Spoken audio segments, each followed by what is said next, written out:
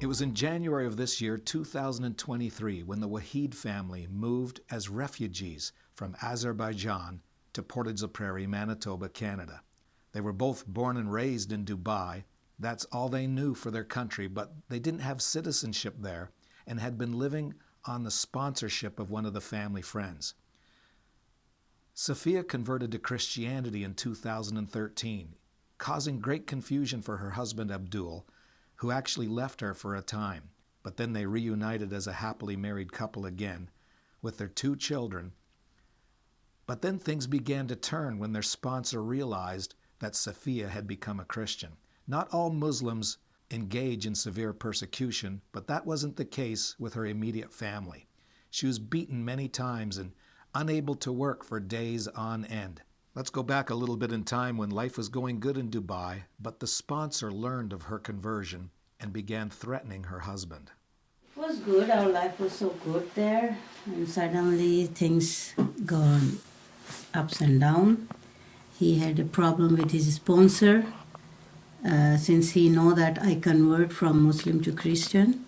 Then he changed his behavior with my husband, and my husband paid him 2 times huge amount for registration the shop. He was owner for that shop, but 2 times he took the money and he didn't pay, and that's make like big problem. They have argument and all that, and then he threatened him that if you will complain or something, like before you will do anything, I don't have money, before you will do anything, I can cancel you, and I will cancel you. So before he cancel him, so we had to move from Dubai.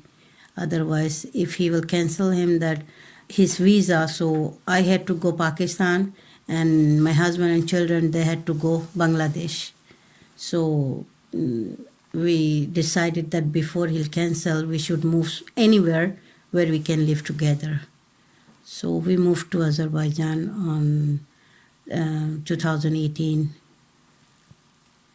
April 24 something. It was that time. And it was all because you were a Christian.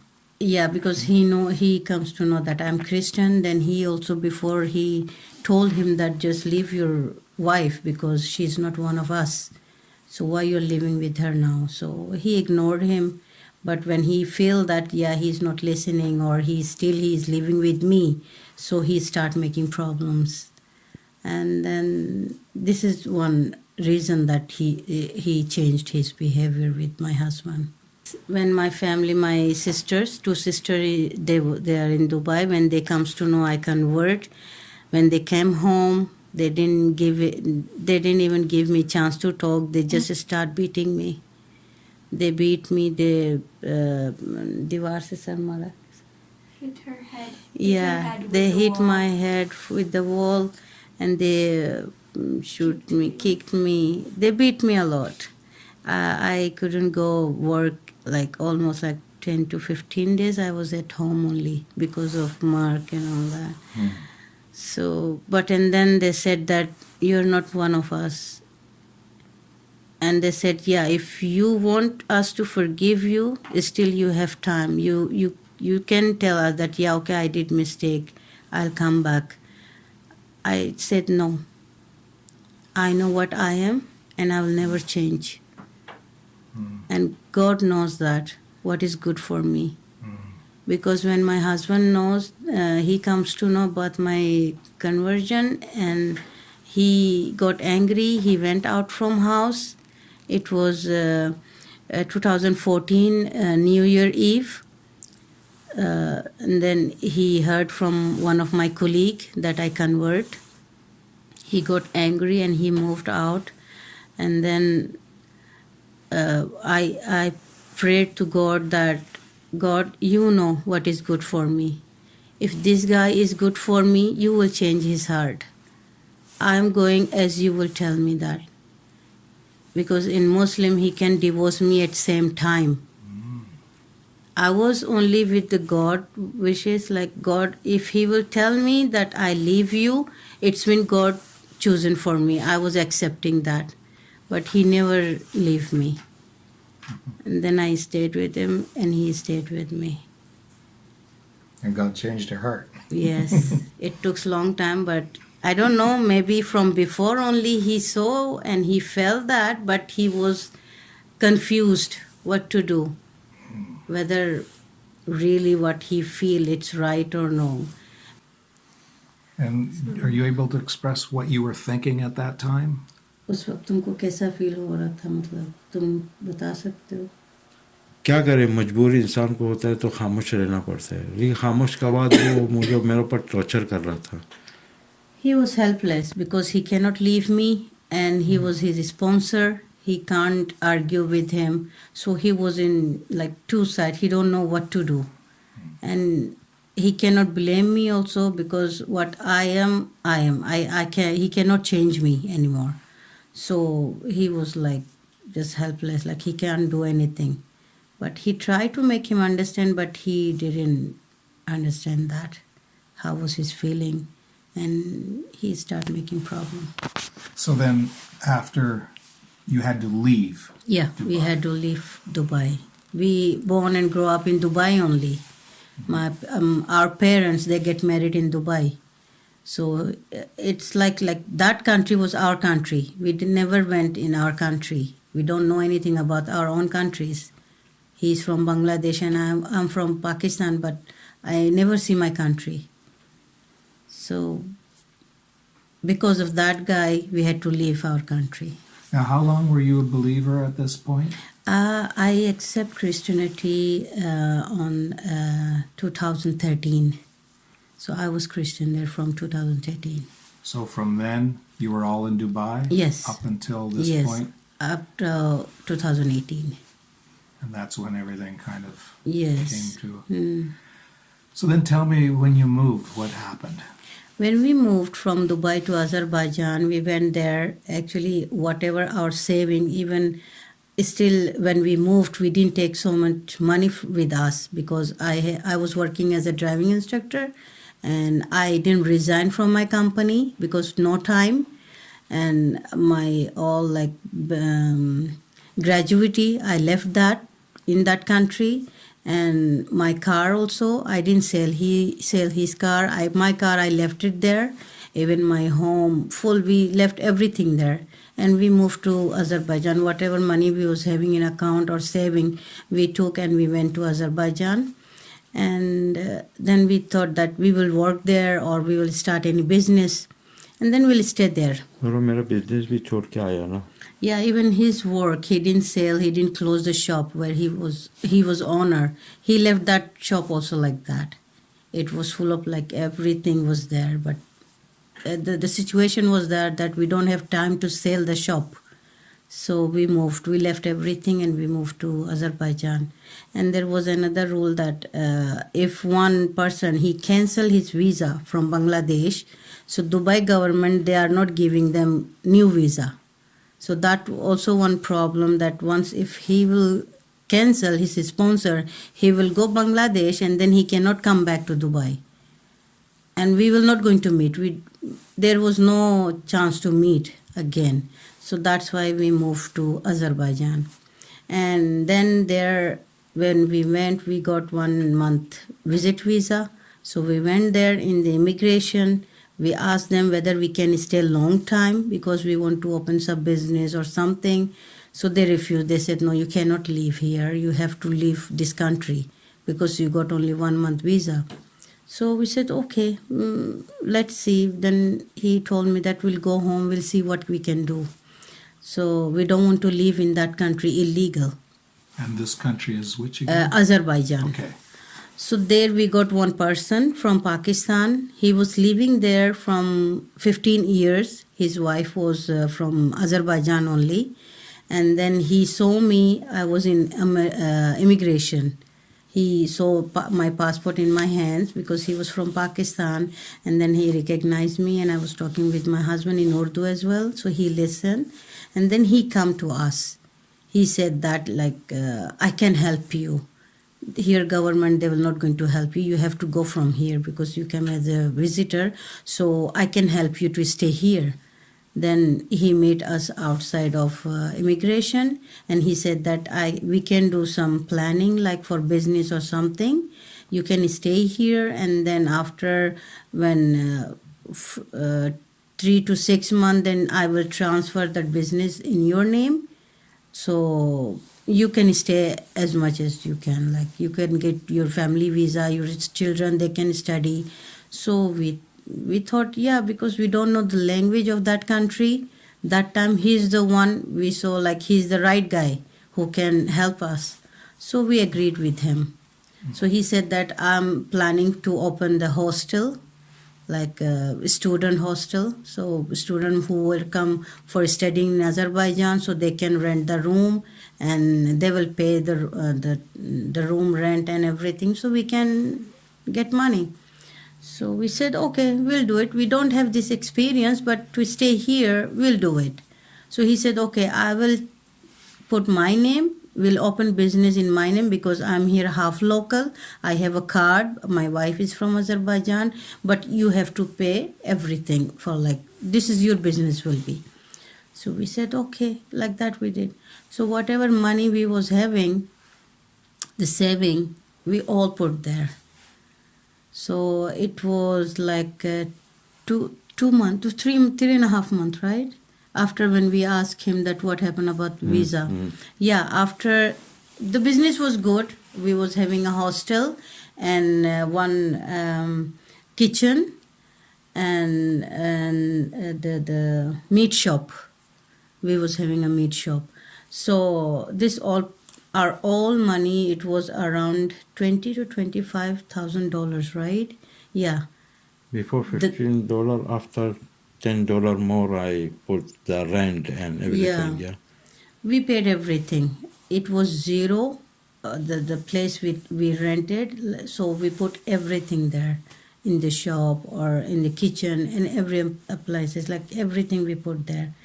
It was like so many customer was there, but we didn't see anything like any money to comes to us. He was saving all the money from the customers or whoever taking anything. So it was like we said maybe he was saving for something because he opened the bank account. There was a ATM machine as well. So we don't know all this thing that we should keep money or he should keep money. We don't know. It's almost gone like 2.5, 3 months. And then we ask him that now what to do. Already our visa is expired. And we need to do something. We can't stay here without visa. So he said that, okay, there is one office. You will go there. Just tell them your problem that you came from Dubai, but don't mention that you're Christian, because this is Muslim country. Maybe they will deport you right away. So I got scared because to stay together, to live together, we moved from there. If I will tell them I'm Christian and my husband was Muslim, so maybe it will happen same thing that we are scared for. So I said, okay, I will not tell. So the guy didn't tell me that is the UNHCR office. And we was not having any idea about UNHCR office. Because in Dubai, we never heard about UN. We don't know what is UN and what they are doing. We don't have any idea. So he said the office, we call here UN. You just go there, you tell your problem, and they will give you some paper so you can stay here until you will manage your visa. I will do everything. It's happened. What he said, it's happened. So we thought, yeah, maybe he knows better this. So when we went there in UN, I told him all the problem, what happened in Dubai and what happened with his sponsor. Why? And because I changed my religion, I cannot go Pakistan because my brother, he threatened me he will kill me.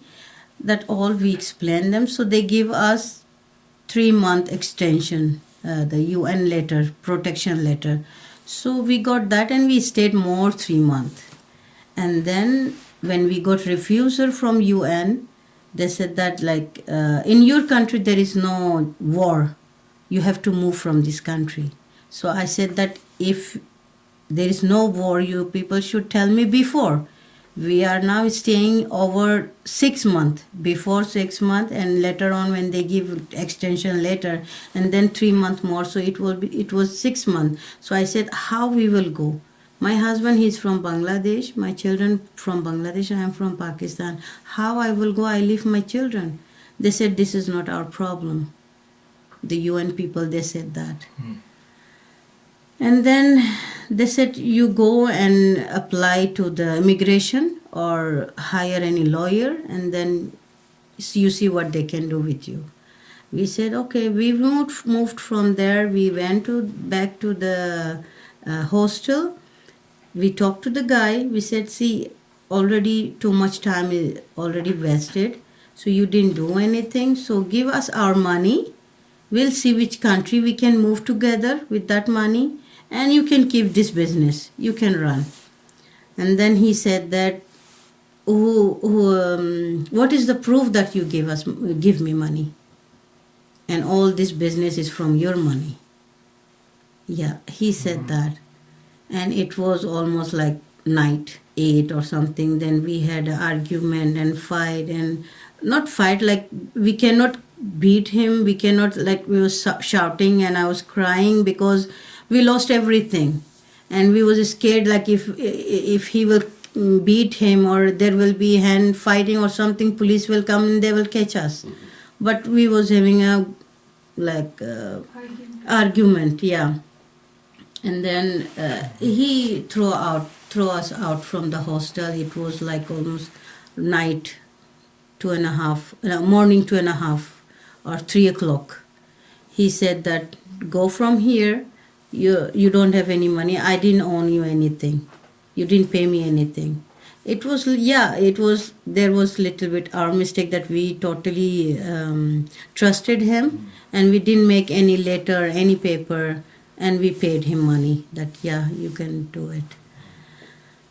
That he took advantage for that. And then I remember in the middle also when we asked him that my children, they need to go school, and my daughter, she need to go school, and because she have to finish college and all that. Then he said, yeah, I can do one thing. You just write both children in my name. I will do, and I have to show the government that I am the responsible of these children. So we refused that.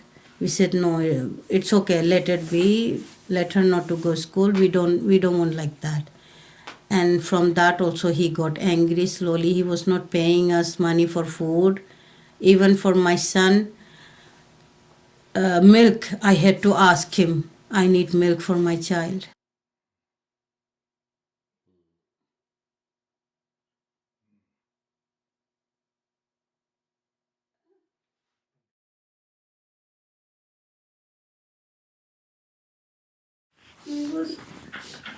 We was outside 1.5 day outside on the street. No one helped us.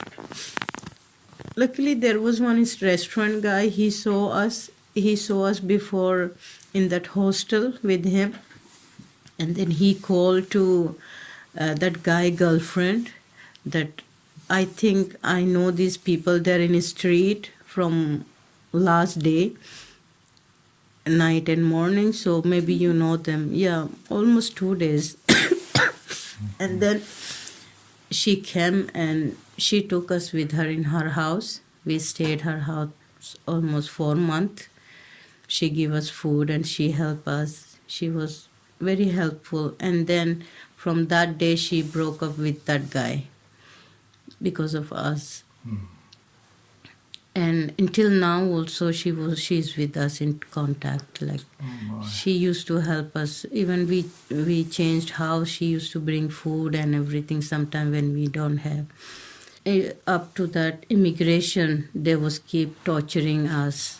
They know everything, that whatever happened with us. Still they don't want us to stay in that country.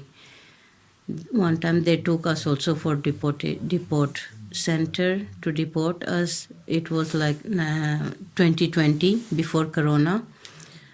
And then when we told them that there is a church, they will sponsor us, and then immigration the senior officer of immigration, she used to tell us that no, we saw so many people, they came, they say that, but they lie, they stay here, overstay, and in the last they are going back to in their country. But I think with you people also it will happen same thing. So better to wait, better move from here instead of waiting for someone who will come and help you. Then I said, no, we believe them because they don't know us and they stand from that country to help us. And you know everything about us. And the immigration, they went there in the hostel, they took all the pictures and they catch that guy as well. They put him in the jail. No, not there. We complained, we went with his girlfriend and we complained to the police. They took him in the jail. They put him for 1 year, 6 months. But after we come to know that, like after 6 months only, maybe he paid money to the police or someone and they release him. Yeah. So from immigration also, they know everything, but there was no one who want to help us. And they are keep calling us anytime in the night, like sometime 2 o'clock or sometime in the morning, like 6 or 7 o'clock. They just want us to move from there, leave that country. But where we will go? We don't have any place to go. If we ask that, who want to ask the question, call them or something, then they get shout that you are not supposed to ask question. We supposed to ask question. They said that. And one time the senior officer, she said that we will drop you to the border of Iran. You can go Iran. They did like that with other families also. So I said, no, I don't want to go Iran. For me, Iran is more danger country. I cannot live my life there because my children and my husband, our life is more danger in that country. They said, no, it's okay. That country is good for you. Why they said that, I don't know. They just want us to move from that country. They never help us. They was never feeling. They never show mercy on us. Every time they used to tell us that no one will come to help you. And I remember the day they took us in the detention, the officer, I was having a hearing after 2 days. On 9th March, they took us in the detention. I told him on 12th, I have a hearing in the court. At least you people can give me 2 days. Maybe judge will give me time or something. He said, he was laughing on me. And he said, you're dirty people. You come in our country, you're badnaam karne ko kya bolte hain? Disrespect. Yeah, you people disrespect our country. These 2 days you will be in your country, not in the court. He was laughing on me. He was saying like that. And then they didn't let me go to court even. But still, our faith, it was more than what they was doing. Whatever they was doing, God shows us that God is with us. We prayed a lot and He answered our prayer. And we was strong only because God showed us that He is with us. And what year was this now? 2020. On 2020, this all happened. Yeah. Wow. And you were still Muslim? Your husband He was still Muslim, yeah. But after all this happened, he saw in his eyes that I was praying and I was telling him also, just pray. Don't beg them. Don't tell them to help us or listen to us. They will not going to listen. Who can throw your children on the street? No one came to help. They will listen to you. You have to pray only and you will see that. You will see we will be in good place. God will help us. And then he see with his eyes that whatever happening, and one day he heard God talk to him, and then he changed religion because he heard from himself. Yes, with his ears. He heard from his ear. And I was praying. I was always praying to God that God, you are the one. You chosen me. You will show him as well. You will change his heart. And what it's was happened. the words he heard? He heard that I remember he said that the last week before we came to Canada, it was last home group worship in there in Azerbaijan. In the morning he woke up and he was silent. He didn't talk to me anything. And then when he went to we went to the home group. After worship, he told me that I want to say something to everyone. And then I said, okay, tell me. Then he told me that tell them that I want to accept Jesus. And I was so shocked that time. I was also, I don't know, because he didn't talk to me about that before. I told him that when you decide, you didn't talk to me. He said, no, today morning only I heard something. So I said, what you heard? And he said, when I woke up, I just said, and that time I heard someone in loud voice and clear sound. Someone said that today is time, you have to open your mouth. You have to accept. Today is the time. It was last Sunday before we come. Tuesday was our flight. So, and then I told to everyone, and they were so happy. We prayed, and that day was so special for us. Mm-hmm. It was like, and then I saw him also, his face, like whatever burden, whatever thinking was in our heart, it's all gone.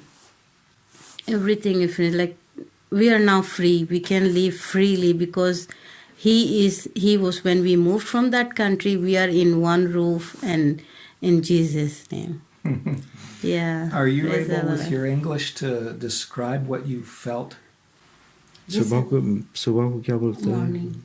Yeah, yes, morning I wake up, somebody is tell me sound is big sound थे. I say, who this? I say, out somebody is coming, man and policeman. His sound is nobody, she is in the house. He tell me you want to go, क्या नाम है उसका? Mr. Mark house. I don't know what happened for me. I'm quiet, no sound, no. It's safe. He's talk me. I don't know what is talk my son. I don't know, but I feeling something happen for me. Sound one happening is coming. Where is this sound? After go there, the Mark house. Yeah. Their same voice. He tell me now your day.